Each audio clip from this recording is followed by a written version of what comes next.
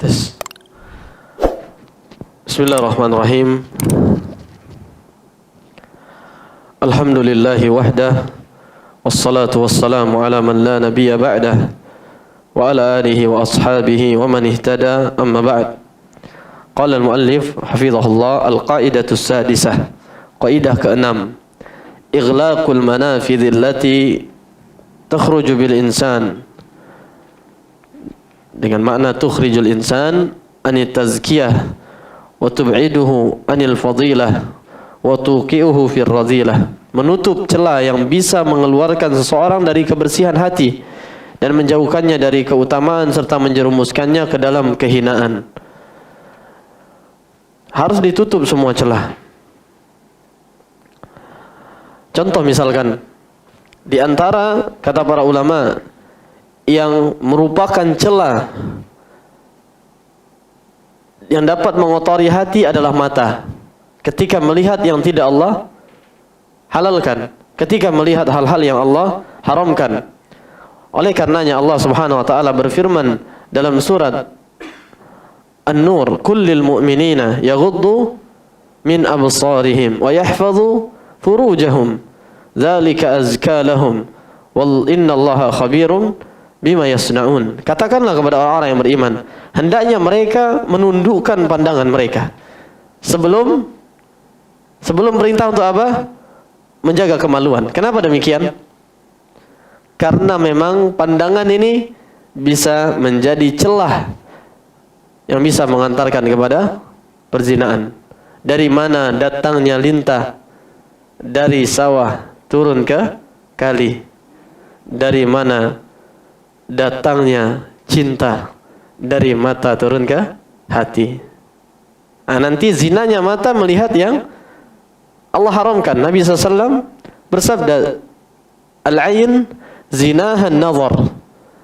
Mata itu zinanya adalah melihat yang Allah haramkan. Nanti hati menghayal, baru eksekusi terakhir adalah kemaluan. Maka celah ini yang ditutup. Al-Imam Ibnul Qayyim rahimahullah mengatakan, aktsarul ma'asi, kebanyakan maksiat yang mengotori hati, innama tawalluduha min fudulil kalam wan nazar wa huma awsa'u madakhil syaitan. Biasanya maksiat itu kebanyakannya terlahir dari kebablasan dalam lisan dan juga pandangan. Dua ini adalah celah syaitan yang paling besar. Oleh karenanya, kalau kita tidak menutup celah, maka kotoran hati itu akan masuk. Sama macam nih, kita sudah bersihkan rumah tadi. Macam mana supaya debu-debu tak masuk? Kita tutup pintu, kita tutup jendela, iya kan? Macam itulah. Kalau ingin setelah kita bersihkan hati itu, kita hiasi, dia tidak kotor, dia tidak cepat bernoda, maka tutup celah atau jendela atau pintu yang bisa memasukkan kotoran ke dalam hati kita. Tak harus matanya yang ditutup terus, tapi mungkin celah itu lebih kepada objek pandangan. Apa yang kita lihat, itu yang tutup. Kalau itu maksiat. Contoh, antum punya HP. Kalau antum tahu, misalkan ada channel YouTube tertentu, dulu mungkin antum ikuti channel itu. Antum tahu di situ ada hal-hal yang merupakan kotoran bagi hati, antum sudah tinggalkan, tutup. Sudah ikuti channel kajian atau bacaan Al-Quran atau siaran langsung Masjidil Haram agar antum merindukan Baitullah. Yang macam tuh. Kalau antum tahu misalkan dengan pergi ke sebuah tempat di mall yang terkenal di Malaysia misalkan, antum tahu kalau nak kotor hati pergi ke situ, maka tak usah pergi kalau memang tidak darurat. Hindari sebisa mungkin. Kalau antum tahu, misalkan antum pergi ke sebuah tempat makan yang diputar lagu-lagu yang dulu antum hafal? Hah? Maka tak usah pergi ke sana. Tutup pintu-pintu, tutup jendela, tutup celah yang bisa mengantarkan kita kepada kotoran hati, kepada rusaknya hati. Yang jadi masalah, kadang sebagian kita tak mau terbakar tapi dia main api. Ya Pak? Dia tak mau terbakar tapi dia main api. Ikhwah, kalau api sekedar lilin bisa kita padamkan. Bahkan kebakaran rumah masih bisa pemadam kebakaran. Kalau di sini apa namanya? Bomba. Nah, bomba ini macam-macam ya. Kucing jatuh ke parit, semua bisa bomba ini. Penyelamat. Macam mana? Hah? Kucing jatuh ke parit, terus apa lagi? Ular masuk rumah, terus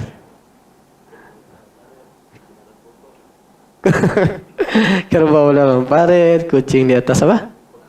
Pokok. Terus apa lagi? Kamar terkunci. Terus apa keywordnya? Panggil bomba. Masih bisa.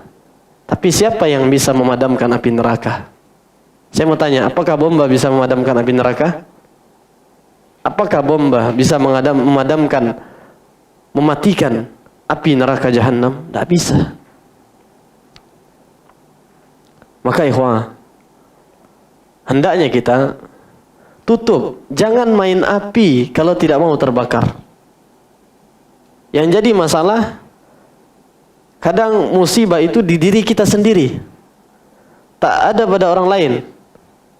Apalagi di zaman now. Antum misalkan kecanduan game online, harus tutup. Selesai. Uninstall. Alhamdulillah, anak dari kecil tidak kenal yang game-game itu. Baik offline ataupun online. Ya, alhamdulillah. Ada orang yang syahwatnya game. Ada orang yang syahwatnya apa? Ghibah. Kalau dia tahu kalau dia duduk sama si fulan, dia bakal ghibah. Jangan duduk sama si fulan. Paham maksudnya, ikhwah? Menutup semua celah. Syekh Abdurrahman bin Nasir As-Sa'di rahimahullah, beliau mengatakan, "Man hafidha farjahu wa basarahu tahura minal khabathi alladhi yatadannasu bihi ahlul fawahish wa zakat a'malu bisababi tarkil muharram alladhi tatma'u ilayhi an-nafs wa tad'u ilayhi faman taraka syai'an lillah awadahu Allahu khairan minhu." Orang yang jaga pandangan matanya, jaga kemaluannya, maka bersih hatinya dari noda-noda yang itu adalah perhiasan orang-orang pelaku perbuatan-perbuatan keji. Kalau kita justru hindari, dengan begitu akan lebih bersih hati, baik amalan kita.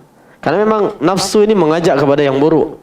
Dan man taraka syai'an lillah awadahu Allahu khairan minhu. Kalau seorang tinggalkan suatu karena Allah, Allah akan gantikan dengan yang lebih baik. Orang yang meninggalkan pandangan yang haram, kata para ulama,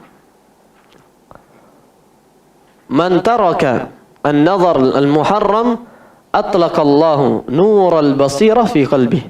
Orang yang tinggalkan pandangan yang haram padahal dia mampu, gimana nih? Ingat, alam ya'lam bi anna Allah yara. Ya'lamu kha'inatal a'yun wa ma tukhfis sudur. Dia tahu innallaha alimun bi dzatis sudur. Langsung dia tinggalkan. Allah akan masukkan manisnya iman.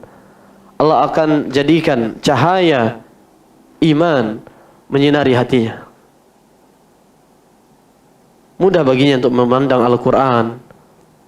Mudah baginya untuk membaca kitab-kitab para ulama. Tapi kalau dia bermaksiat, akhirnya matanya jauh dari Al-Quran, jauh dari memandang kitab-kitab para ulama. tutup celah. Al-Imam Ibnu Hayyan Al-Andalusi ketika menjelaskan ayat dalam surat An-Nur tadi, kullil mu'minin yaghuddu min absarihim wa yahfazu furujahum. Katakanlah kepada orang-orang yang beriman, hendaknya mereka menundukkan pandangan mereka dan menjaga kemaluan mereka. Dzalika azka lahum. Itu lebih suci bagi mereka. Innallaha khabirum bima yasnaun. Sungguhnya Allah Maha mengetahui dengan teliti apa yang mereka lakukan. Apa kata beliau rahimahullah? Quddima ghaddul basar ala hifdzil farj. Didahulukan perintah untuk menundukkan pandangan daripada menjaga kemaluan. Artinya lebih dahulu kita diperintahkan dalam ayat tadi untuk tundukkan pandangan. Kenapa demikian? Li'anna an-nazar bariduz zina. Karena mengumbar pandangan pada hal-hal yang Allah haramkan ini seperti kantor pos zina. Tahu kantor pos? Itu dia. Pejabat pos. Atau bisa juga kita terjemahkan jembatan. Mengumbar pandangan ini jembatan menuju zina. Jembatan apa di sini? Jembatan juga. Jembatan menuju perzinaan. Karena berawal dari mata. Berawal dari mata. Dan an-nafs kata para ulama, illam tashghalha bil haqq shaghalatka bil batil. Dirimu jika tidak engkau sibukkan dengan kebaikan, maka dia akan menyibukkanmu dengan keburukan. Kalau kita tak sibukkan lisan kita dengan Al-Quran, dia akan disibukkan dengan ghibah dan yang lain-lain. Kalau kita tak sibukkan mata kita dengan memandang Al-Quran dan semisalnya, akan disibukkan dengan yang buruk. Maka berusahalah untuk menutup celah. Kita coba untuk terapkan, dan ini kita sampaikan kepada murid-murid kita, termasuk ini yang ikut-ikut nih, yang sudah hafal 30 juz mereka. Kalau jalan-jalan atau pergi, kita tak mungkin pula tak keluar rumah. Ya, kalau tak keluar kami tak sampai ke Kuala Lumpur. Ya kan? Maka di perjalanan, di bus dan semisalnya, ya, bawa kitab. Atau di zaman ini sudah ada PDF, sudah ada aplikasi Quran, sudah ada PDF kitab para ulama. Maka dengan melihat itu lebih menjaga pandangan. Mungkin sebagian ikhwah perlu ini dibiasakan. Kita biasakan. Jadi kalau di bus atau dimanapun itu baca buku, kitab, sehingga lebih terbantu untuk menundukkan pandangan. Ya, baik. Mungkin di awal agak pusing. Walaupun di Malaysia ini pusing-pusing enak. Kalau di Indonesia pusing-pusing itu sakit. Tapi di Malaysia ini pusing-pusing enak. Bisa lihat pemandangan pusing-pusing.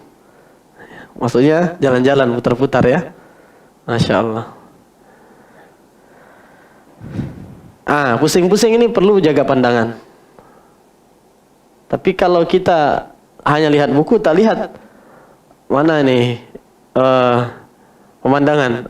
Yang penting tadi. Macam mana kalau tak sengaja lihat? Sebagian orang salah paham. Nabi SAW pernah sampaikan kepada Ali, la tutbi'in nadratan nadrah, fa inna lakal ula wa laysa lakal akhirah. Jangan ikuti pandangan pertama dengan pandangan kedua. Sebagian orang cakap macam ni, jangan kedip-kedip. Pas lihat, nanti kalau kedip tak boleh lagi. Itu salah. Itu hawa nafsu yang berbicara. Yang benar, kalau tidak sengaja, tidak Allah jadikan padanya dosa. Tapi ini memerlukan kejujuran iman. Pas tak sengaja lihat, langsung palingkan. Astagfirullah. Udah, yang tak sengaja tadi tak dosa. Tapi masalahnya begitu tak sengaja, ya siap tuh? Berpaling kena tempat lain. Tak apa kalau tak sengaja juga tak apa. Masalahnya sini sengaja dulu kan. Macam mana nih Ustaz? Kalau tak dilihat mubazir, tak ada yang mubazir. Ya. Atau astagfirullah. Macam ni. Jadi salah ya penafsiran orang yang mengatakan kalau lihat, kalau sudah kedip, habis itu lihat lagi itu dosa. Yang belum kedip tadi dia kasih lidi korek kayu sini biar tak kedip-kedip. Itu tidak benar. Jadi kalau tak sengaja lihat, langsung palingkan. Ya. Itu ujian di zaman fitnah. Dulu para salaf ada yang Ditanya sama istrinya, sudah berapa wanita yang kau lihat tadi? Aku dari tempat sholat tadi sampai ke rumah tidak ada yang kulihat kecuali ujung jari kaki. Dulu belum ada kereta. Antum sambil bawa kereta lihat ujung jari kaki macam mana?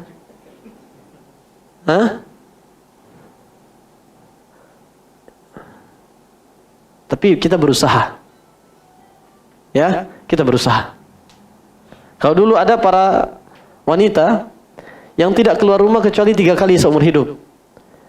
1, ketika dia menikah, dibawa oleh suaminya. 2, ketika dia keluar untuk pergi haji. 3, ketika jenazahnya dibawa.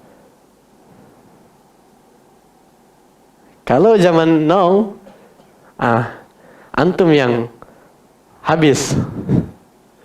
Coba terapkan itu. Kira-kira macam mana? Ya, selesai antum sama Kapolda. Kepala dapur, maksudnya kepala dapur. Ibu-ibu ya. Tidak mau. Wanita zaman sekarang, dia bawaannya pengen dibawa keluar. Ya, berusaha antum untuk tenangkan dia.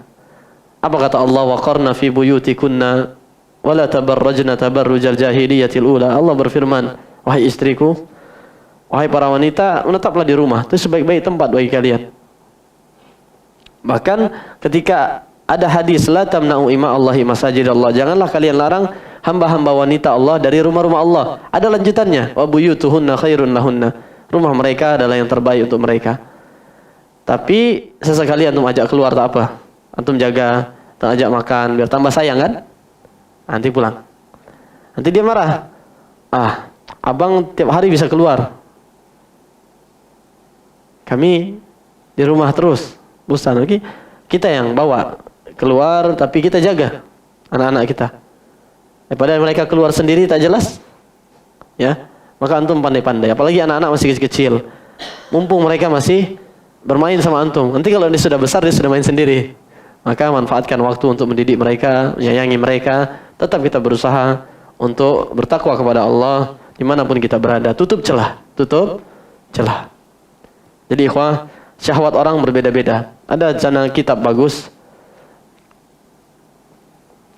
As-Sabil Al-Munji Minal Fitan.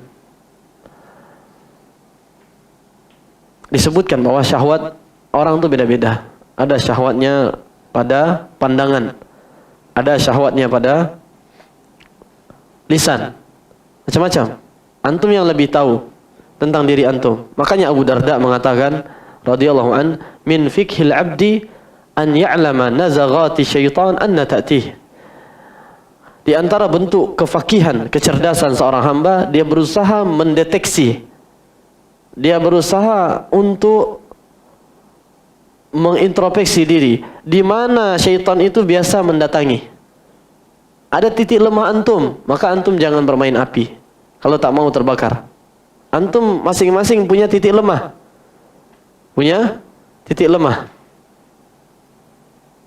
Jadi macam mana? HP misalkan, di jam tertentu matikan. Karena kalau tak mati, tak bisa, mata terpejam, ya kan? Masalahnya kadang ada orang yang oke lah pas safar dia berusaha untuk, tapi letih safar, ya kadang kebablasan. Nabi SAW pernah pula kebablasan. Cuman kalau ketika kita sedang normal di rumah, ya jangan HP terus. Kapan lagi waktu bersama Quran? Kapan lagi waktu bersama dengan kitab-kitab para ulama? Kita tahu halo HP yang menjadi celah bagi kita untuk mengotori hati. Kita tahu nih. Ya sudah, antum buat kesepakatan sama istri. Kita jam misalkan kalau di sini, kalau di rumah menjelang tidur jam 10 sudah matikan HP, ya. Masukkan di sebuah tempat lah, tak ada lagi. Atau habis isya itu memang HP mati di kondisi, kecuali pada kondisi tertentu. Dibuat. Ini ikhwah caranya ya. Antum misalkan tadi sudah kita bahas. Ketika kita antara salat kepada waktu salat yang berikutnya, kita hanya menyisakan waktu berapa? Paling lama berapa? 10 menit untuk 2 lembar setengah. Ketika antum baca Quran tuh, matikan paket data antum. Seandainya antum pakai HP, matikan paket data internet. Oke, antum pegang, tidak apa-apa, antum boleh di sebagian waktu pakai Al-Quran yang ada di aplikasi. Cuman masalahnya antum tak matikan internet antum. Jadi baru baca 1 menit, datang WA, datang ini, datang itu, ya tak jadi. Antum tahu bahwa ini adalah pintu dan celah yang bisa mengotori waktu dan hati antum. Matikan dulu daripada hati antum yang mati. Ya, kan tak apa. Kalau 10 menit matikan HP, apakah mati kita gara-gara HP itu mati? Tak. Tapi jangan sampai hati kita mati. Karena WA itu akan masuk kalau ada internet kan? Atau antum memang sengaja punya HP tak punya internet. Setiap butuh internet minta sama orang, itu marah juga orang ya. Sama dengan orang bisa beli motor, bisa beli kereta tapi tak bisa beli bensin, tak bisa beli Petronas. Untuk apa beli mobil? Baik, antum harus tahu di mana titik lemah antum yang syaitan sering menyerang antum di sana. Masing-masing kita tahu itu. Yang terlanjur candu game online, dia kalau lihat game menggebu-gebu jiwanya. Mati kan, uninstall, hapus. Yang punya misalkan dulu sebelum ngaji media sosial, yang misalkan ada macam-macam situ, hapus. Kok memang perlu buat yang baru. Kalau memang antum misalkan tipe yang ketika antum sedang sendirian, ada sesuatu yang antum kalau lihat sesuatu itu tidak sanggup antum untuk tidak bermaksiat. Macam mana antum kondisikan hal-hal yang semacam itu? Ini kaidah yang keenam. Ini kaidah yang keenam. Baik, kita masuk kaidah berikutnya. Kaidah ketujuh. Al-qaidatus sabi'ah. Tadhakkurul maut wa liqa'illahi Jalla Jalaluh Azza wa Jalla. Tadzakurul maut wa liqa'illah subhanahu wa ta'ala. Mengingat kematian dan perjumpaan dengan Allah subhanahu wa ta'ala. Dan kita tahu ikhwan, bagaimana Allah subhanahu wa ta'ala dalam banyak ayat sering mengingatkan kita, kullu nafsin dha'iqatul maut. Setiap yang bernyawa pasti akan merasakan al-maut, kematian. Kita tahu Allah subhanahu wa ta'ala berfirman, Qul innal mauta allazi tafirruna minhu fa innahu mulaqikum. Sungguh kematian yang kalian senantiasa lari darinya pasti akan mendatangi kalian.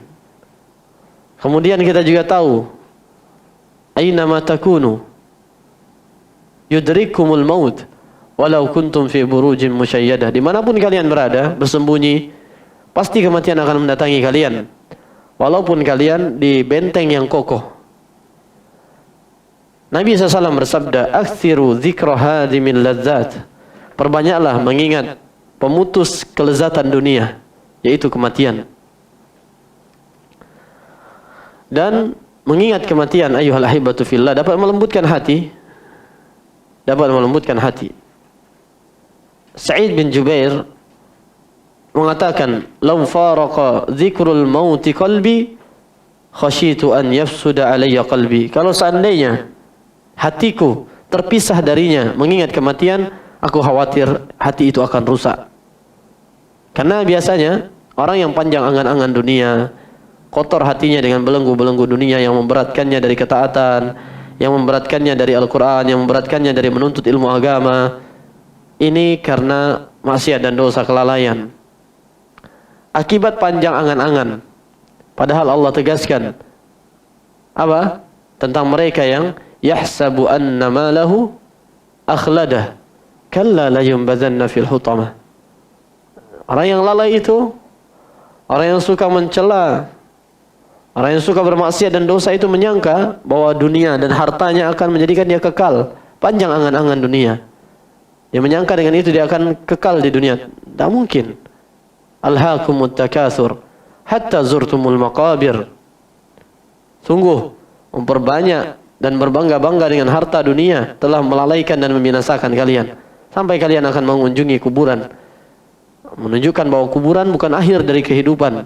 Hatta zurtumul maqabir. Ada isyarat bahwa setelah itu akan ada perjalanan panjang. Lihat Utsman bin Affan yang sering membuat beliau menangis adalah ketika beliau berada di pemakaman. Beliau menangis. Ketika ditanya beliau mengatakan, Al-qabr awwalu manazilil akhirah. Dan beliau menyampaikan riwayat dari Nabi SAW. Sungguhnya kuburan adalah awal dari perjalanan panjang kampung akhirat. Ini yang menjadikan mereka menangis.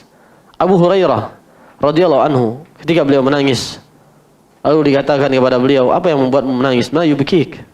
Beliau katakan, bukan karena dunia kalian, walakin abki min bu'dis safar wa qillati zadi.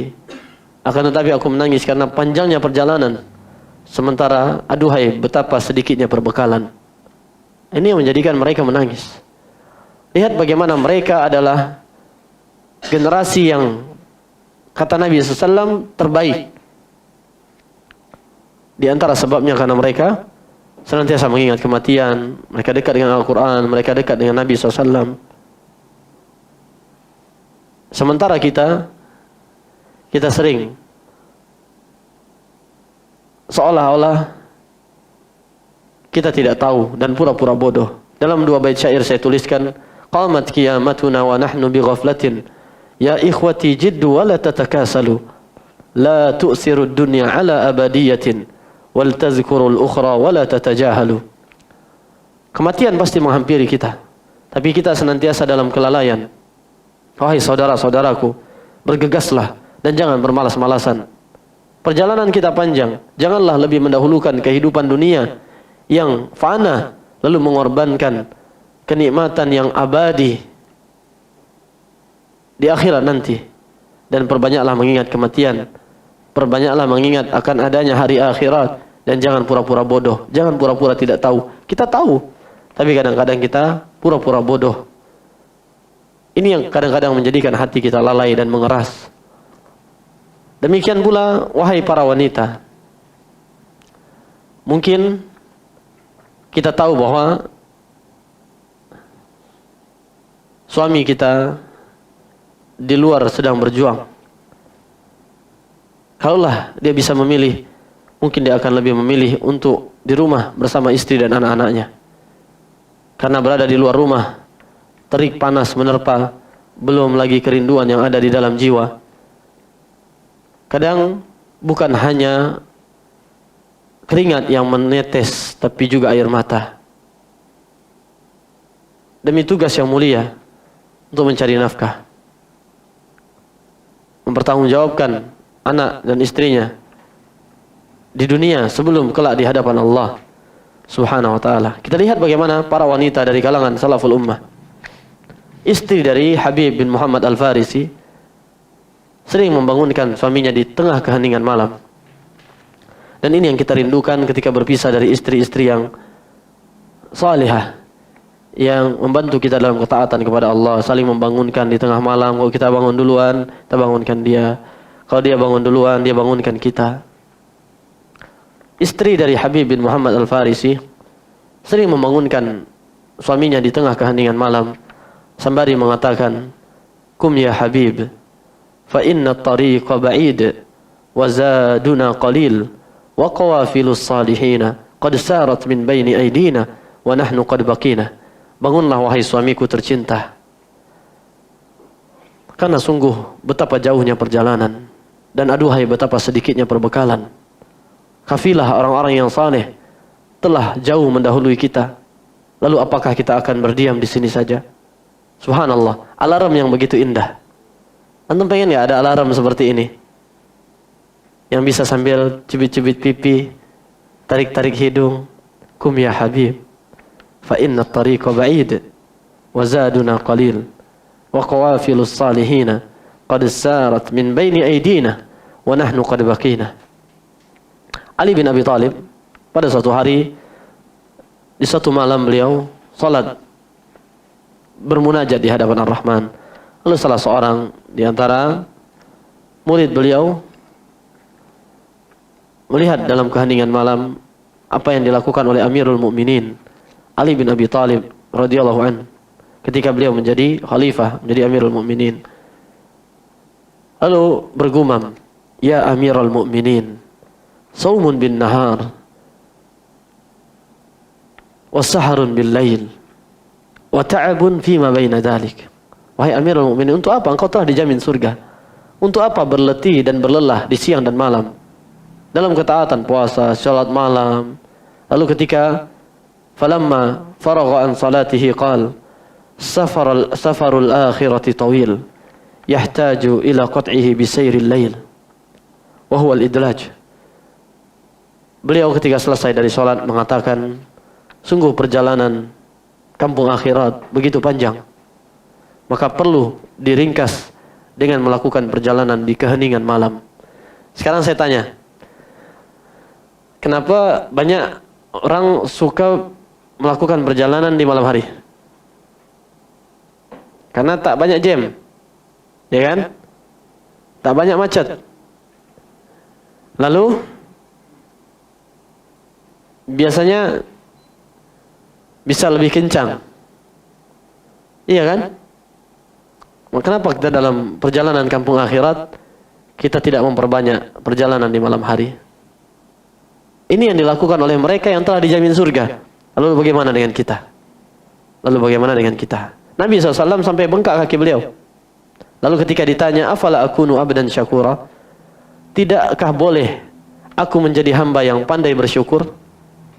Lihat, karena mengingat kematian, jadikan seorang hamba lebih semangat melakukan ibadah. Sekarang ada nggak di antara kita yang sholat sampai bengkak-bengkak? Kalaupun ada, karena asam urat. Asam urat. Bukan karena lama berdiri yang betul-betul, karena lama berdiri menghadap Allah Subhanahu wa ta'ala. Sementara kita tidak dijamin surga. As'alullah salamul afiyah. Oleh karenanya ikhwan, ingat dulu para salaf, ada yang sampai gali lubang di dalam kamarnya. Setiap dia merasakan kelalaian, dia masuk tuh ke lahat. Disampaikan, ya nafs, in ana mitu, faman dhal ladzi yusalli anni ba'dal maut? Wa man sayasumu anni? Wa man yatubu anni an dhunubi wa tafriti? Wahai jiwaku, jika engkau telah tiada, siapa yang akan, dia yang salat, engkau yang dapat pahala. Siapa dia yang salat, biarlah pahalanya untuk si fulan. Nah, kita akan menghadap Allah membawa amalan kita masing-masing. Maka persiapkanlah perbekalan. Kalau untuk pulang kampung, kita siapkan bekal. Kenapa ketika ditanya, aku ingin pulang, tapi mana perbekalan yang sudah kita persiapkan untuk kampung akhirat? Memperbanyak mengingat kematian, ini membantu untuk membersihkan hati, melembutkan hati. Baik. Kemudian kaidah ke-8. Nah, Sikit lagi ya. Berapa kaidah lagi? 3. Al-qaidatu tsaminah. Kaidah ke-8, takhayyurul julasa'i wa intiqa'ur rufaqa. Wa intiqa'ur rufaqa. Memilah dan memilih teman dekat. Kita tahu bahwa Nabi SAW pada suatu hari, ya ikhwah, didatangi oleh sebagian orang-orang pembesar dan tokoh-tokoh Quraisy untuk dikhususkan bagi mereka majelis. Tapi tidak boleh membawa sahabat-sahabat yang mereka adalah orang-orang yang lemah. Ashabus ya, seperti Ashabus Sufah.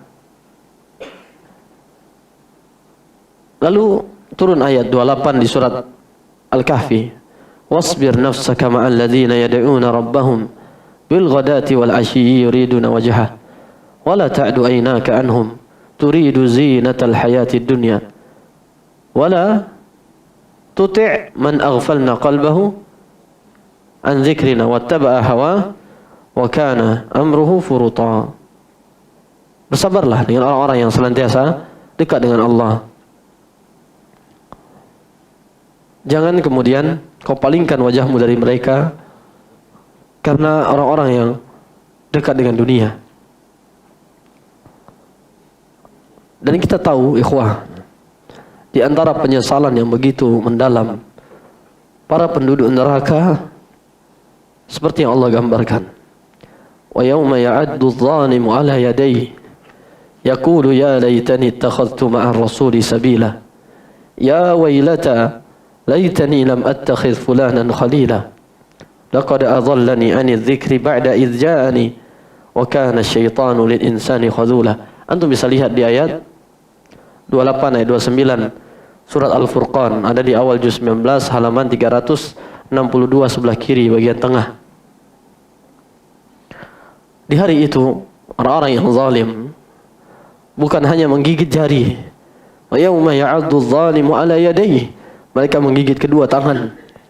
Orang-orang yang zalim menggigit kedua tangan mereka, bukan hanya gigit jari tapi menggigit kedua tangan. Menggigit kedua telapak tangan mereka, menggigit kedua tangan mereka sembari mengatakan ya laitani ittakhadhtu ma'ar rasuli sabila. Ya wailata laitani lam attakhidh fulanan khalila. Aduhai seandainya aku mengikuti jalan Rasul, dan aduhai seandainya aku tidak menjadikan si fulan sebagai teman dekatku. Laqad adallani 'ani dzikri ba'da idh ja'ani wa kana asy-syaitanu lil insani khadhula. Sungguh dia telah menyimpangkan jalanku, menyesatkan aku setelah datang kepadaku peringatan Allah, Al-Quran dan Sunnah. Siapa di antara yang bisa kita jadikan pelajaran kisah yang begitu terekam dalam ingatan? Kita tahu Nabi SAW begitu mencintai paman beliau, siapa?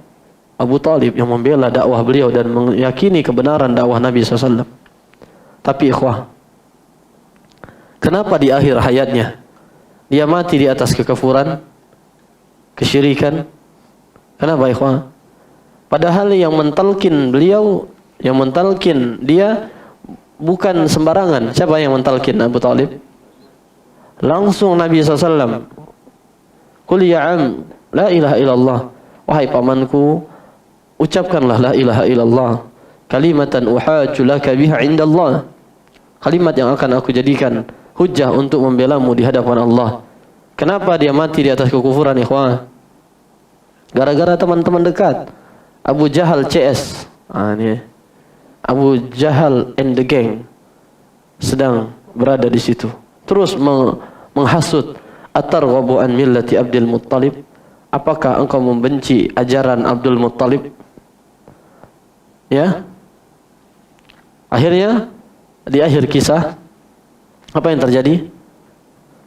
Apa yang terjadi, ikhwah? Abu Talib mati di atas kekufuran dan kesyirikan. Cukuplah ini menjadi pelajaran bagi kita. Cukuplah ini menjadi pelajaran bagi kita. Bagaimana padahal ada Nabi SAW, padahal ada Nabi SAW. Lalu bagaimana dengan kita? Kadang-kadang sebagian kita sok-sokan. Apa maksudnya? Dia terlalu berspekulasi dengan hidayah. Ada seorang yang dituliskan oleh para ulama dalam kitab-kitab sejarah, Imran bin Hittan, salah satu ahli fikih, ahli hadis, sekaligus ahli di bidang banyak sekali bidang ilmu. Di masanya tidak ada yang semisal dengannya. Lalu pada suatu hari dia melihat wanita cantik. Lalu dia katakan, sa'atazawwajuha wa asrifuha ila madhhabi wa manhaji ahli sunnah. Aku akan menikahinya. Aku akan mempersuntingnya. Lalu akan aku dakwahi agar dia berpemahaman ahlu sunnah. Ternyata perempuan tadi punya pemahaman khawarij. Dia seorang khawarijiyah. Apa yang terjadi? Fatazawwajaha. Singkat cerita, dia nikahi wanita tadi. Wa sarafathu hiya ila madhhabil khawarij. Justru wanita tadi yang akhirnya menjadikan Imran bin Hittan berpemahaman Khawarij. Maka jangan berspekulasi dengan hidayah. Kalau antum misalkan tahu ada teman-teman lama yang kalau antum bersama mereka, antum akan kembali lagi kepada kebiasaan buruk, maka tinggalkan. Antum bukankah pernah mendengar kisah pembunuh 100 nyawa? Akhirnya setelah dia bunuh 99 nyawa, dia lengkapi jadi 100 dengan membunuh seorang ahli ibadah yang jahil. Ketika dia bertanya kepada seorang yang berilmu, innahu qatalat mi'ata nafsin fahal lahu min taubah. Dia telah membunuh 100 nyawa, apakah masih ada taubat? Apa kata seorang alim tadi? Man yahulu bainaka wa baina taubah. Siapa yang dapat menghalangi antara engkau dan taubat? Ya, insyaallah Allah terima taubat bagi orang-orang yang bertaubat. Tapi kata seorang alim ini, intalik ila ardi kadza wa kadza fa inna biha unasan ya'budun Allah fa'budillaha ma'ahum. Tapi pergilah engkau ke daerah sana, karena di sana ada orang-orang saleh yang senantiasa dekat dengan Allah, maka beribadahlah kepada Allah bersama mereka. Wala tarji ila ardik fa innaha ardu su. Jangan balik ke daerahmu, karena itu lingkungan yang tidak baik. Engkau akan terpengaruh lagi jika kembali ke sana. Apa pelajaran yang bisa kita petik? Selain kita perlu bertanya kepada orang yang berilmu, dekat dengan orang yang berilmu, dekat dengan lingkungan yang baik akan mengajak kita pada kebaikan, ikhwah. As-sahibu sahib. Teman dekat itu akan menarik kita. Kalau dia baik akan dia tarik kita kepada kebaikan. Tapi jika dia buruk, dia akan menarik kita kepada keburukan. Anil mar'i la tas'al wasal an qarinihi. Fa kullu qarinin bil muqarani yaqtadi. Idza kunta fi qaumin fashab khiyarahum wa la tashabil arda fatarda ma'ar radi. Tentang seseorang tidak perlu tanya, tengok siapa teman dekatnya. Lihat Abu Bakar, saya tanya tentang Abu Bakar, siapa teman dekat Abu Bakar? Rasulullah SAW. Kenapa Umar yang dulunya begitu keras, begitu ingin membunuh Nabi SAW, sekarang jasad Umar di mana? Di dekat Abu Bakar dan Rasul SAW. Kenapa bisa demikian? Tak usah tanya tentang bagaimana Umar. Lihat siapa yang dekat dengan Umar? Rasulullah SAW, Abu Bakar, ikhwah. Lihat. Karena seseorang itu akan sesuai dengan agama dan kebiasaan teman dekatnya. Nabi SAW bersabda, Al-mar'u ala dini khalilih falyanzur ahadukum man yukhalil. Setiap orang itu akan sesuai dengan kebiasaan dan agama teman dekatnya. Maka hendaknya setiap kalian melihat siapa yang menjadi teman dekatnya, siapa yang menjadi teman dekatnya. Sebagian ulama menyebutkan kisah tentang Uqbah bin Abi Mu'aid. Ketika dia sudah masuk ke dalam Islam, dekat dengan Nabi SAW, lalu Umayyah bin Khalaf atau Ubay bin Khalaf mau ngompori dan menghasutnya, sampai akhirnya dia kafir lagi. Sebagian mengatakan ini sebab turunnya ayat tadi, ayat 28 dan ayat 29, mulai dari ayat 27 adalah pada kisah Uqbah bin Abi Mu'aid. Lihat rintihan kepedihan itu. Ya wailata laitani lam attakhiz fulanan khalila. Aduhai, jika seandainya dulu aku tidak menjadikan si fulan sebagai teman dekatku. Tak bisa, penyesalan di sana nanti tidak ada lagi gunanya. Tidak akan ada lagi manfaatnya. Mudah untuk kembali di dunia menyesali, untuk meninggalkan teman-teman yang buruk, daripada kelak di akhirat hanya penyesalan yang tidak ada gunanya lagi. Lebih mudah untuk kita di dunia berusaha. Kalau mau hijrah, ganti juga teman. Jangan penampilan saja. Lihat sebagian mereka, tak usah kita bahas. Para sahabat, ikhwah, banyak di sekitar kita yang kita lihat dia sudah mulai hijrah, Tapi karena teman-temannya tidak hijrah, dia kembali lagi kepada dunia kelamnya. Iya kan? Ada yang joget-joget lagi. Nas'alullah al-istiqamah wa husnul khatimah. Nabi SAW bersabda dalam sebuah hadis yang sahih, Mathalul jalisis salih wal jalisis su, perumpamaan antara teman yang baik dengan teman yang buruk seperti apa, ikhwah? Antum sering dengar hadis ini, kahamilil misk. Teman yang baik itu seperti penjual minyak wangi. Adapun teman yang buruk, nafikhil qir, seperti pandai besi. Fahamilul misk. Adapun tukang minyak wangi, imma an yuhadhiyak wa imma an tabta'a minhu wa imma an tajida minhu rihan tayyibah. Penjual minyak wangi itu perumpamaannya teman yang baik, antum dikasih hadiah parfum, atau antum beli dari dia parfum, atau minimal antum mencium aroma yang wangi darinya. Semuanya bagus. Ketika antum misalkan sedang futur, sedang mulai ditimpa oleh rasa malas baca Al-Quran dan sebagainya, tak perlu dia cakap. Melihat dia saja, antum sudah ternasehati. Dia akan ajak antum pada kebaikan. Tapi teman yang buruk seperti pandai besi, ima antum yang kebakar atau pakaian antum, atau minimal mencium bau yang busuk, yang tidak enak.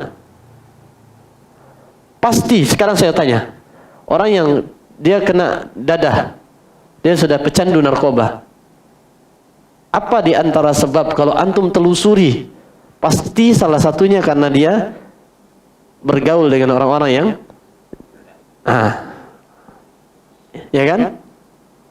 Kalau antum lihat orang yang judi online, kalau antum telusuri, kenapa?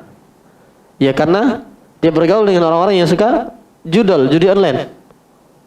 Kalau antum telusuri orang-orang yang mereka terjerat prostitusi misalkan, kalau antum telusuri karena salah bergaul, walaupun ayam yang terzolimi. Giliran ada mahasiswi, dia masuk prostitusi, tak dibilang mahasiswi kampus, tapi dibilang ayam kampus. Ayam yang kena. Kasihan kita ayamnya. Giliran jamaah Baitus Salam tak pakai sandal, tak dibilang ceker jamaah, tapi dibilang ceker ayam. Ayam yang kena. Tapi giliran yang baik-baik, dia sudah mengeluarkan telur, bertelur sampai meregang nyawa. Itu mata sampai mau keluar, ngedan. Begitu digoreng telurnya tidak dinisbahkan kepada dia telur mata ayam. Malah dinisbahkan kepada hewan lain. Telur mata sapi. Kasihan ayam ya. Tapi dia punya harga diri. Seandainya ayam bisa berbicara, mungkin dia akan berkata, jika engkau ingin menikmati dada dan pahaku, langkahi dulu mayatku. Tak ada ayam yang mau dinikmati dada dan pahanya hidup-hidup. Tapi sebagian wanita, dia kadang-kadang jual murah paha dan dadanya, bahkan kadang gratis. Dia ingin menjadi seperti bunga di tepi jalan yang menurutnya alangkah indahnya, mempesona, cetar, membahana. Tapi dia lupa bahwa wanita itu mulia di dalam syariat Allah, lebih dari apa yang dia duga. Karena bunga di tepi jalan seperti yang dia sangka indah dan mempesona, keindahannya itu dinikmati oleh banyak mata. Iya kan? Kadang-kadang dipegang-pegang bunga di pinggir jalan, kadang-kadang dicium-cium. Ada yang dipetik lalu ketika telah layu dibuang begitu saja, dicampakkan. Ini permisalan, cukup ini isyarat, ya kan? Paham antum maksud anak kan? Harusnya dia terjaga seperti mutiara yang indah, terjaga dalam kerangnya, dalam hijab. Bahkan lelaki yang ingin memilikinya harus berjuang menyelami samudera. Tapi cobalah antum tengok, kalau ada yang terbawa dalam prostitusi, cobalah tanya, apa sebabnya? Pasti karena ada faktor kawan-kawan yang mempengaruhi. Jadi lihat siapa teman dekat kita. Kalau bergaul silahkan. Nabi pun SAW bermuamalah dengan orang Yahudi, tapi kok untuk dekat sahabat Nabi SAW pun pilih-pilih. Abu Bakar As-Siddiq radhiyallahu anhu dan semisalnya. Begitu juga Umar. Setelah hijrah, Umar tidak tetap nongkrong-nongkrong sama Abu Jahal and the gang. Tapi Umar betul-betul hijrah. Kawan-kawan pun dirubah. Kalau antum ingin istiqomah, karena istiqomah itu berat, yang ringan itu istirahat. Jadi ikhwah, lihat siapa teman dekat kita. Lihat siapa teman dekat kita. Baik. Dan ini juga indikasi. Para ulama mengatakan al-qulub wan nufus at-tayyibah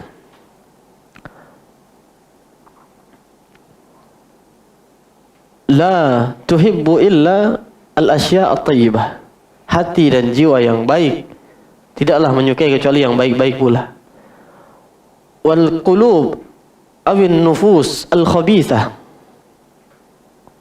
Sementara hati dan jiwa yang buruk taduru haula al-asya' al-khabithah. Haula al-asya' al-khabithah. Ia pun akan mengitari hal-hal yang buruk pula. Kadzubab, seperti lalat. Yahumu haula al-mazbalah, yang lebih suka dengan hal-hal yang busuk. Sekarang kalau antum kasih lalat parfum, sebelah sini antum kasih kotoran anjing, lalat lebih milih parfum atau lebih milih kotoran anjing? Hah? Lebih milih kotoran. Ada orang sudah dikasih ini Quran, ini judi online, dia pilih apa? Judi online. Terus antum masih mau bergaul dengan yang seperti ini? Nasihati, kalau tidak maka antum tinggalkan. Jangan jadikan dia teman dekat. Jangan jadikan dia teman dekat, sekedar untuk kenal dan bergaul tetap tidak apa-apa, antum bisa dakwahi dia, bukan berarti tinggalkan secara mutlak. Tetap berusaha dakwahi, ingatkan. Tapi untuk dekat, sekarang pilih siapa teman dekat kita. Kira-kira siapa yang ketika antum meninggal dia akan doakan antum, dia akan sholat di barisan yang menyolatkan antum. Antum pilih dari sekarang. Ikhwah, ahlu tauhid yang menyolatkan itu kita harapkan syafaatnya. Adapun orang-orang yang dia berbuat kesyirikan, jauh dari Allah, senantiasa bermaksiat, antum bergaul sama dia. Dia sibuknya dengan dadah, narkoba, judi online, hal-hal yang rusak, maksiat. Antum khawatir antum yang terbawa. Jangan berspekulasi dengan hidayah. Khawatirnya nanti bukannya antum yang mewarnai, malah antum yang diwarnai. Sehingga ini memerlukan kebersihan hati, dan juga jika kita perhatikan, ia pun akan menjadi sebab kebersihan hati. Karena kalau dekat dengan orang-orang yang saleh, sekarang aku tanya sama antum, kenapa ada seekor anjing bisa dapatkan keberkahan? Anjing Ashabul Kahfi, kenapa? Dapat keberkahan, kebaikan, kisahnya diabadikan. Maka kalau antum baca wa kalbuhum basitun dira'aihi bil wasid, ada kata-kata kalbuhum, kaf, lam, ba, ha, mim. Ada berapa huruf di situ? 5. Minimal 50 pahala kebaikan setiap antum baca. Ini kan Quran. Setiap antum baca tentang anjing itu, antum dapat pahala. Seekor anjing dapat kebaikan. Kenapa? Karena dia teman yang Ashabul Kahfi. Jika seekor anjing pun mendapatkan itu, maka harusnya antum lebih baik daripada seekor anjing. Ini pelajaran yang bisa dipetik. Dan carilah sahabat baik itu di majelis taklim. Selain antum dapatkan keutamaan majelis taklim yang tidak bisa disebutkan semua di sini, antum bisa baca kitab Miftah dari Sa'adah, kitab indah karya Imam Ibnu Qayyim rahimahullahu taala. Sebutkan 100 lebih poin-poin keutamaan itu. Termasuk tentang anjing ketika dia berilmu, terlatih, dia Allah muliakan. Ikhwah, selain kita dapat keutamaan majelis, menghadiri majelis taklim itu kita akan kenal dengan orang-orang yang insya Allah menginginkan kebaikan. Kenal, ganti circle, ganti apa? Lingkungan kita, teman-teman dekat kita. Ya kan? Ganti itu. Jangan merasa aman. Jangan merasa aman.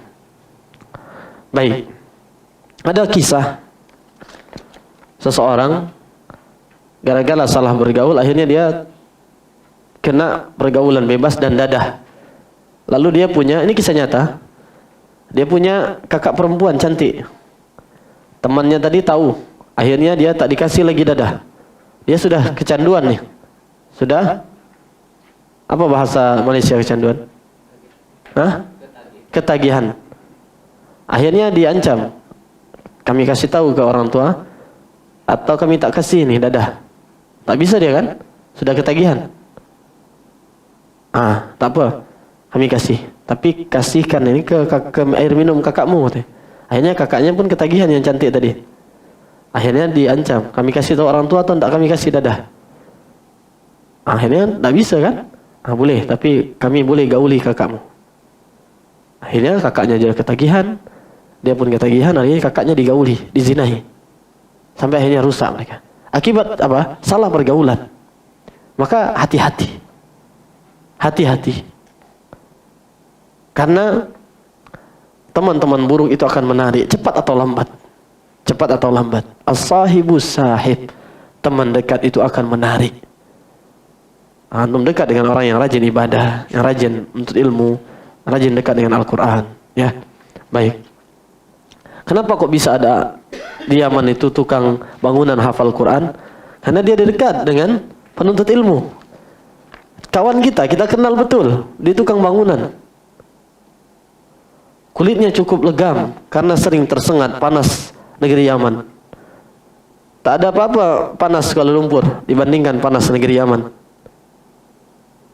Tapi karena dia berkawan dengan orang-orang yang dekat dengan Al-Quran, dia pun hafal Quran, padahal dia tukang bangunan. Maka teman dekat ini sangat mempengaruhi kebersihan hati kita. Demikian pula agama kita. Baik, kaidah yang ke-9. Sebelum kita masuk, saya akhiri kaidah ke-8 dengan sebuah bait syair yang saya tuliskan dalam manzumah an-nasihah. Wasahibil akhyara min aqrani wa tahhiran qalban minal adrani. Bertemanlah dengan orang-orang yang baik dan bersihkanlah hati dari kotoran-kotoran dan noda-nodanya. Al-qaidatu tasi'ah. Kaidah ke-9, al-hadar min al-ujub wal ightirar bin nafs. Menjauhi sifat ujub dan tertipu oleh nafsu. Allah Subhanahu wa taala berfirman, "Fala tuzakku anfusakum, huwa a'lamu biman ittaqa." Jangan kalian menganggap diri kalian suci. Allah lebih tahu siapa yang bertakwa. Dan ikhwah, jangan terbiasakan kita mencela orang lain dan menganggap diri kita lebih baik. Allah tegaskan, "Ya ayuhan nas, inna khalaqnakum min dzakari wa untha wa ja'alnakum syu'uban wa qabaila lita'arafu." Apa lanjutannya? Inna akramakum indallahi atqakum. Innallaha alimun khabir. Intinya Allah jadikan yang paling mulia di antara kita adalah yang paling bertakwa.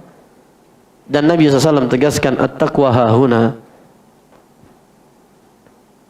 Tak boleh kita menganggap diri kita suci. Lihat para sahabat. Lihat Abu Bakar yang senantiasa berdoa, Allahumma inni zalamtu nafsi zulman katsira wa la yaghfiru dzunuba illa ant. Faghfir li maghfiratan min indik warhamni innaka antal ghafurur rahim. Abu Bakar dijamin surga. Namanya nomor 1. Nabi SAW sebut nama Abu Bakar yang paling duluan. Abu Bakar yang paling duluan, Abu Bakar fil jannah. Sebelum para sahabat yang lain. Kalau Nabi jelas, maksudnya nomor 1 dari kalangan umat Nabi SAW. Demikian pula para sahabat yang lain. Tapi demikian Abu Bakar merasa bahwa dia banyak menzalimi dirinya, banyak melakukan teramat banyak kelalaian dan kemaksiatan. Dengan itu berarti dia telah menzalimi dirinya sendiri. Karena Allah tidak zalimi kita, kita yang kadang menzalimi diri kita sendiri. Itu Abu Bakar. Lalu bagaimana dengan kita? Kadang kita merasa bahwa kita ini seolah-olah surga sudah di tangan. Sallallahu alaihi wasallam. Dengan amalan yang begitu menyedihkan. Kita khawatir di dalam diri kita terdapat kemunafikan. Yang Umar senantiasa takut darinya. Lalu pantaskah kita merasa aman? Cobalah renungkan ikhwah. Bagaimana Allah Subhanahu wa taala berfirman memuji mereka yang walladzina yu'tuna ma atau wa qulubuhum wajilah. Yang dipuji oleh Allah adalah mereka yang beramal dengan maksimal, tapi mereka justru hati mereka itu dihantui rasa takut. Ketika Aisyah radhiyallahu anha bertanya kepada Nabi SAW tentang ayat ini, ahumul ladzina yashrabuna al-khamr wa yasriqun, apakah mereka orang-orang yang minum khamar dan mencuri, melakukan maksiat dan dosa-dosa wahai Rasul? Apa kata Nabi SAW? La ya bintas Siddiq, tidak wahai putri dari As-Siddiq. Karena Aisyah radhiyallahu anha adalah putri dari Abu Bakar, As-Siddiqah bintu Siddiq. Apa kata Nabi SAW? Walakinnahumul ladzina yasumun wa yusallun wa yatasaddaqun, tapi mereka adalah orang-orang yang mereka berpuasa, salat, bersedekah, wahum yakhafuna an la tuqbala minhum, tapi mereka takut terhadap Allah, takut terhadap neraka Allah, dan mereka khawatir amalan mereka itu tidak diterima. Nah, ini yang dipuji dalam Al-Quran.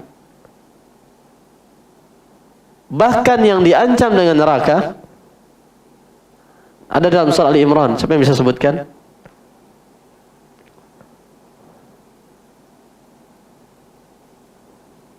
Anak kasih kisi-kisinya, yafrahuna.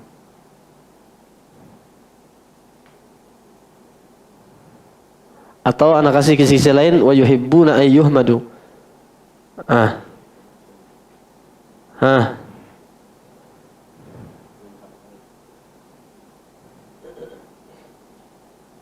Ini di antara yang dicela. Apa? Wa yuhibbuna ay yuhmadu bima lam yaf'alu. Fala tahsabannahum bimafazatin minal azab. Justru ingin dipuji dengan amalan yang tidak dilakukan oleh mereka. Paham antum maksudnya? Dia tak lakukan amalan itu, tapi dia pengen dipuji karena dia lakukan amalan itu. Paham antum?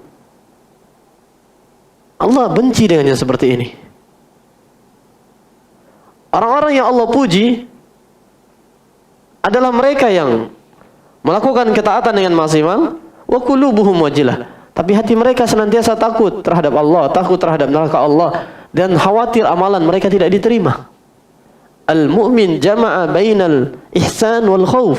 Orang-orang yang benar-benar beriman itu menggabungkan antara perbuatan kebaikan yang maksimal, ihsan, merasa diawasi oleh Allah Subhanahu wa taala, dengan rasa takut kepada Allah, akhirat, dan khawatir amalan mereka tidak diterima.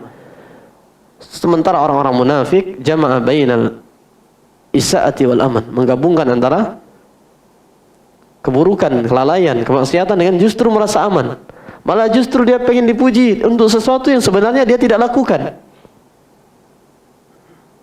Maka ini penting, ikhwah, penting kita memperhatikan amalan hati kita. Kita lihat bagaimana Abdullah bin Abi Mulaikah mengatakan, adraktu aktsara min 30 sahabiyan kulluhum yakhafun nifaq ala nafsi. Aku menjumpai 30 sahabat Nabi SAW, dan semua mereka mengkhawatirkan kemunafikan menimpa diri mereka. Tapi kita kadang justru merasa aman. Allahul musta'an.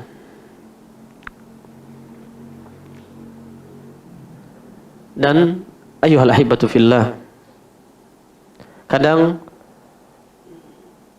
menjauh sifat tertipu oleh diri dan hawa nafsu kita ini yang menjadikan kita kadang sulit menerima kebenaran. Demikian pula ini yang menjadikan sebagian kita petentang-petenteng, sombong di hadapan makhluk dan di hadapan Allah Subhanahu wa taala. Padahal Allah tegaskan, wala tamshi fil ardi maraha innaka lan takhriqal arda wa lan tablughal jibala tula.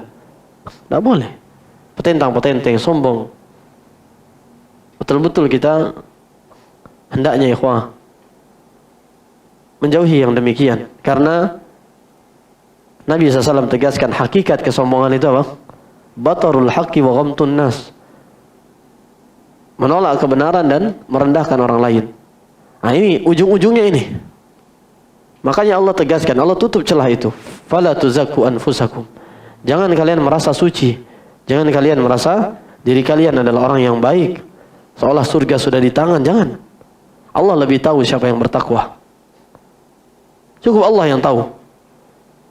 Dan kita tidak akan mengangkat diri kita di hadapan Allah dengan merendahkan orang lain. Yang akan mengangkat diri seorang hamba adalah keilmuan, keimanan dan ketakwaannya. Yarfa'illahu alladhina amanu minkum walladhina utul ilma darajat. Inna akramakum indallahi atqakum. Menunjukkan bahwa ilmu, keimanan dan ketakwaan yang akan memuliakan dan mengangkat seorang hamba di sisi Allah Subhanahu wa taala. Baik. Terakhir, kaidah ke-10. Ma'rifatun nafs. Al-qaidatul 'ashirah, ma'rifatun nafs. Mengenali jiwa. Ada sebuah kaidah disebutkan oleh para ulama, kaifa yattaqi man la yadri ma yattaqi. Bagaimana seseorang akan menjaga dirinya dari sesuatu yang dia tidak ketahui. Contoh, antum misalkan tahu anak kecil tahu? Dia tak tahu mana air yang panas, mana air yang sejuk. Dispenser. Kadang anak-anak masih bayi itu dia pencet yang merah. Padahal itu yang panas. Karena dia belum tahu, karena dia tak tahu. Kalau seandainya ada kalajengking, mungkin dia main-mainkan tuh. Atau ada ular, dikira lucu.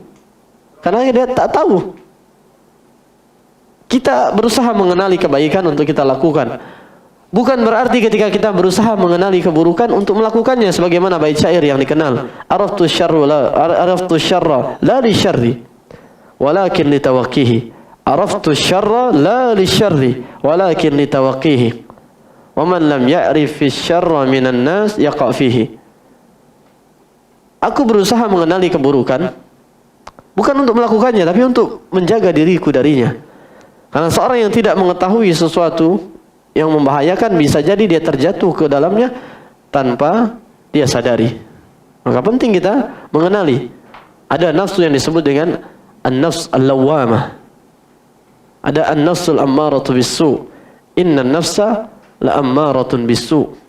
Sungguhnya hawa nafsu itu lebih condong mengajak kepada keburukan. Ada an-nafsul mutmainnah. Intinya ini hanya sifat. Bahwa bagaimana jiwa kita kenali, dan sahibul bait adra bima fihi. Tuan rumah itu, misalkan kita pergi ke rumah orang, tuan rumah dia lebih tahu yang ada dalam rumah itu, ya kan? Maksud diri kita yang lebih tahu. Kenali diri kita. Kenali, seperti tadi perkataan Abu Darda, min fikhil abdi an ya'lama nazaghati syaitan anna ta'ti. An ya'lama nazaghati syaitan aina ta'ti. Di antara bentuk kefakihan seorang hamba adalah dia mengidentifikasi, dia mengetahui dan dia bisa mendeteksi tentang dirinya. Setan itu, iblis biasanya rawan mencelakakan dia, menjerumuskan dia dalam pintu mana. Ini kan kalau kita tahu tentang diri kita. Kadang masalahnya kita tak sibuk introspeksi diri, kita sibuk introspeksi orang lain. Ini masalah. Ini masalah sebagian kita. Dia tak sibuk introspeksi diri, padahal ini perintah Allah. Wal tanzur nafsun ma qaddamat lighad. Hendaknya setiap jiwa, setiap diri melihat yang telah berlalu untuk menatap hari esok. Dia introspeksi diri. Apa yang telah berlalu? Apa kekurangan yang harus dia perbaiki? Itu yang harusnya kita lakukan. Tapi banyak di antara kita tak sibuk mengintrospeksi dirinya sendiri. Dia sibuk mengintrospeksi diri orang lain. Paham maksudnya? Dia sibuk mengintrospeksi orang lain. Tuh si fulan ini. Kalau terbangun dia dari tidur, sudah aib kesalahan saudaranya saja terus yang dia ingat. Dia tak ingat. Kan tak adil nih. Kadang-kadang kesalahan saudaranya itu belum jelas. Wah, dia sudah macam-macam lah. Kesalahan dan aib dia yang sudah jelas, dia tak introspeksi. Ini yang jadi masalah. Ini yang jadi masalah. Oleh karenanya, ikhwah, hendaknya kita berusaha untuk mengintrospeksi diri. Dan para ulama katakan kalau bisa sebelum tidur, antum luangkan waktu untuk introspeksi diri kita. Apa kelalaian hari ini? Apa sebabnya? Macam mana besok? Supaya kita amalkan. Wal tanzur nafsun ma qaddamat lighad. Wal tanzur nafsun. Hendaknya setiap diri, setiap jiwa melihat ma qaddamat, apa yang telah dia lakukan, apa yang telah berlalu. Lighad, untuk hari esok, untuk ke depan. Terutama kehidupan akhirat, masa depan yang paling depan. Ya kan? Maka hendaknya kita betul-betul mengenali bagaimana kita, apa yang kita butuhkan. Kita kenali jiwa kita sendiri. Apa yang bisa menjerumuskan kita, kita kenali diri kita sendiri. Untuk kawan, kita tahu diri kita ini. Kalau sudah sama si fulan, kita tak sanggup. Pasti jatuh dalam ghibah. Berarti kalau datang si fulan, sekedarnya saja. Macam mana kabar? Macam mana anak-anak? Sehat? Afwan ya, anak tak bisa lama-lama, ada keperluan. Kan hidup kita ini keperluan semua isinya. Keperluan nak baca Quran, keperluan nak mempersiapkan bekal akhirat. Tapi dia tak tersinggung, ya kan? Mudah-mudahan kita bisa dakwahi dia. Kita datang dia lagi. Wah, sekarang dia lebih jelas. Langsung begitu ketemu, belum salam langsung. Si fulan tuh begini. Akhi, sampaikan. Barakallahu fiik. Allah perintahkan kita untuk introspeksi diri, tak introspeksi diri orang lain. Sudah berapa juz hari ini antum baca Quran? Belum ada. Macam mana tuh? Bagus, kayaknya lebih bagus kita baca Quran ya daripada membaca aib-aib saudara kita. Antum kalau bisa nasihati, kalau tak bisa jangan terwarnai. Itu. Antum tahulah intinya. Oh, kalau dekat si fulan yang satu lagi, kita diajaknya main game online, padahal kita sudah tinggalkan nih. Akhirnya, atau diajak ke yang lain lagi. Pokoknya antum kenali diri antum. Ini diantara kaidah penting, karena dari awal sampai akhir tadi, dari pengantar, kemudian kaidah pertama, kaidah kedua, ketiga, keempat, kelima, keenam, tujuh, 8, 9, kembali kepada seolah begini. Untuk mendekatkan pemahaman saja ya. Ada umpan silang, ada umpan terobosan. Antum eksekutor. Artinya apa? Antum pada akhirnya yang akan eksekusi, yang akan mengambil sikap. Macam manapun, kaidah dari awal sampai akhir tadi sudah kita ketahui. Tapi pada akhirnya diri kita sendiri yang akan mengambil sikap. Apa yang akan kita lakukan? Maka kenali diri kita. Kita yang akan ambil sikap. Dan pada akhirnya Allah tegaskan, wa kulluhum atihi yaumal qiyamati farda. Setiap mereka akan menghadap Allah dan mempertanggungjawabkan amalan sendiri-sendiri. Ya. Jadi kalau tak perlu kali, tak usah banyak keluar. Di rumah menyendiri, coba untuk introspeksi diri, jangan introspeksi diri orang lain. Introspeksi diri sendiri, kenali, macam mana nih? Sudahkah lebih baik semakin mengaji? Sudahkah lebih baik? Sudahkah hati semakin lembut semakin mengaji? Sudahkah semakin dekat dengan Al-Quran? Ataukah bukannya semakin hafiz, justru semakin habis? Jadinya jadi al-habis, habis, bukan hafiz. Ya? Atau hapus, terhapus semua kebaikan-kebaikannya tadi. Maka hari ini terjatuh dalam maksiat. Kita harus akui, ini diriku yang lemah. Aku yang masih sering terjatuh dalam ghibah. Aku yang menginginkan surga, tapi ternyata amalanku lebih dekat dengan amalan penduduk neraka. Aku yang masih jatuh dalam jurang dan lembah dosa, tapi mengharapkan surga Firdaus al-A'la. Aku yang masih sering menghabiskan waktu untuk kelalaian jauh dari Al-Quran, tapi aku menginginkan kenikmatan-kenikmatan di sisi Al-Karimul Mannan. Aku yang sangat jauh dari kata sempurna, tapi sering merendahkan dan justru mencaci maki saudara.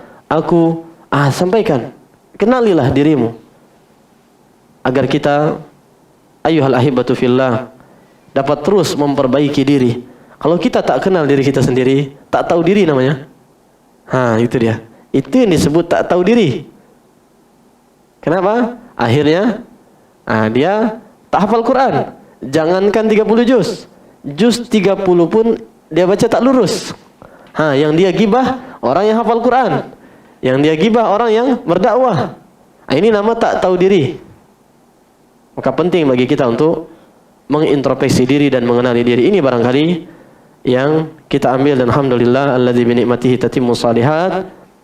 Selesai 10 kaidah dalam tazkiyatun nafs, asyru qawaid fi tazkiyatin nafs, yang ditulis oleh Syekh Profesor Dr. Abdul Razzaq Al-Badr hafizahullah, dan kita ringkas dalam modul daurah kita kaidah-kaidah intinya, lalu diterjemahkan untuk memudahkan teman-teman mencatat. Tapi ada poin-poin utama yang kita bawa pulang, semoga menjadi berbekalan juga untuk kita pulang ke kampung halaman, ke negeri akhirat, menghadap Allah Al-Karimul Mannan, Al-Malikud Dayyan Subhanahu wa ta'ala. Ini barangkali semoga Allah Subhanahu wa ta'ala berikan keberkahan kepada kita dan Allah ampuni dosa-dosa kita. Allahumma qsim lana min khasyatika ma yahulu bainana wa baina ma'asik, wa min ta'atika ma tuballighuna bihi jannatak, wa min al-yaqini ma tuhawwinu bihi alaina masa'ib ad-dunya, wa matti'na Allahumma bi asma'ina wa absarina wa quwwatina ma ahyaytana, waj'alhu al-waritha minna waj'al tha'rana ala man zalamana wansurna ala man adana, wa la taj'al musibatana fi dinina, wa la taj'al ad-dunya akbara hammina wala mablagha ilmina wala tusallit alaina man la yarhamuna. Sampai di sini ikhwah, dan ana ingatkan kepada diri ana pribadi juga antum sekalian, ayyuhal ahibatu fillah, dalam sebuah bait syair yang ana tuliskan, wahdhar minad dunya wa hubbi syuhrati wala takunanna akhi kasyam'ati. Waspadalah terhadap fitnah dunia dan ambisi terhadap pamor dan ketenaran. Di zaman fitnah ikhwah, dunia begitu menggoda dengan segala bentuk perhiasan dan pernak-perniknya. Belum lagi zaman kita sekarang, zaman di mana banyak aplikasi pencabut keikhlasan. Dulu para salaf berusaha menyembunyikan amal, tapi di masa ini banyak orang yang justru kalau tak dikenal dia demam, meriang. Dia ingin macam mana setiap apa yang dia lakukan, dia vlog, hai guys, dan seterusnya. Wala takunanna akhi kasyam'ati, dan janganlah engkau wahai saudaraku menjadi seperti lilin. Kita berusaha untuk mengingatkan orang lain, tapi kita membinasakan dan melupakan diri kita sendiri. Maka berusahalah untuk sibuk dengan keluarga kita, diri kita. Ku anfusakum ahlikum nara, jagalah diri kalian dan keluarga kalian dari api neraka. Urusan yang bukan urusan kita, sudahlah, tak usah terlalu menjadikan kita pusing memikirkannya. Apalagi aib-aib saudara, tersibukkan dengan perbekalan kita. Seandainya 24 jam kita pakai untuk urusan kita saja, kadang tak cukup 24 jam. Masih ada yang belum selesai urusan. Jadi kalau kita tambah pula dengan urusan-urusan yang bukan urusan kita, nanti justru urusan kita terbengkalai. Ini barangkali ana sampaikan kepada antum dari hati yang paling dalam. Walaupun kita baru berjumpa, tapi sudah bisa langsung akrab seperti saudara. Nuhibbukum fillah, kami mencintai antum karena Allah. Semoga Allah Subhanahu wa taala jadikan kita orang-orang yang saling mengunjungi, saling mencintai karena Allah tabaraka wa taala, saling bermajelis karena Allah Subhanahu wa taala. Karena yang demikian akan mendapatkan janji naungan di hari tiada naungan selain naungan Allah Subhanahu wa taala. Dan semoga nanti kita bisa berjumpa di majelis yang lain. Kalaupun tidak di dunia, semoga majelis itu adalah majelis terindah di surga Allah Subhanahu wa taala. Waffaqallahu al-jami' lima yuhibbu wa yarda. Wallahu taala alam. Wa sallallahu ala nabiyyina wa ala alihi wa sahbihi wa sallam. Wassalamu alaikum warahmatullahi wabarakatuh.